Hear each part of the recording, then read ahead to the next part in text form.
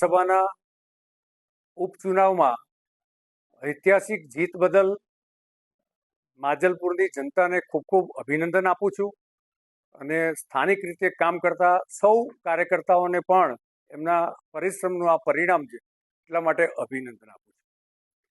આ પરિણામનો સંદેશ જો વિચારીએ તો જે રીતે કોંગ્રેસની નકારાત્મક રાજનીતિ રહેલી છે,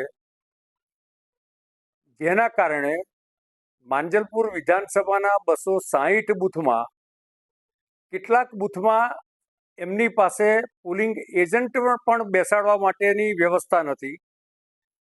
કેટલાક પોલિંગ સ્ટેશનની બહાર તેઓ ટેબલ નાખીને કાર્યકર્તાને પણ બેસાડી શક્યા ન હતા.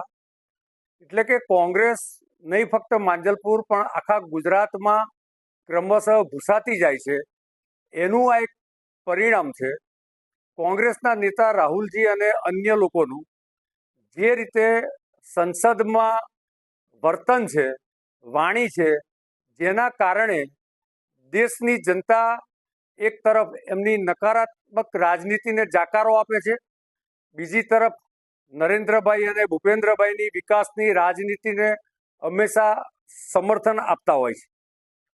કુલ મળીને કોંગ્રેસે એ પ્રકારનું આ વખતે ષડયંત્ર કર્યું હતું કે માંજલપુર વિધાનસભાના ઉપચુનાવમાં ઓછામાં ઓછું મતદાન થાય કે જેથી એમની જે દર વખતે નાલેસીભરી હાર થાય છે એ હાર ઓછી થાય. એટલે એમણે આખો દિવસ હલ્લાબોલ કર્યું, વારંવાર ગણસર કર્યું અને માંજલપુરના મતદારોને મતદાન કરતા અનેક પ્રકારના અટગંડા અપનાવીને રોક્યા, કારણ કે એમને મતદાન ઓછું થાય એમાં એમને પોતાનો રસ હતો. માંજલપુરની સીટ પર કુલ મળીને સ્વ યોગેશભાઈની દીર્ઘકાલીન સેવાકીય કામગીરી અને અમારા ઉમેદવાર સતીશભાઈ પટેલની જાહેર જીવનમાં એમની કામગીરીની જે સુવાસ છે એના કારણે આજે 30,500 કરતાં પણ વધારે મતની લીડથી ભારતીય જનતા પાર્ટીનો વિજય થયો છે.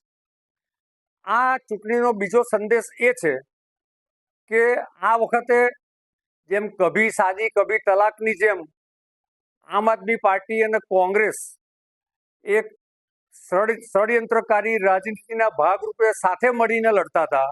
એટલે કે આપનો ઉમેદવાર ત્યાં લડતો ન હતો, છતાં પણ ભારતીય જનતા પાર્ટી એક જબરજસ્ત લીડથી જીતી છે. હું એક વખત ફરી આ બધા જ લોકોને ખૂબ ખૂબ અભિનંદન આપું છું. કુલ મળીને થયેલા ટોટલ મતદાનના લગભગ 68 થી 70% જેટલા મત ભારતીય જનતા પાર્ટીને મળ્યા છે અને ગઈ વખતની જેમ કોંગ્રેસની ભૂંડી હાર થઈ છે.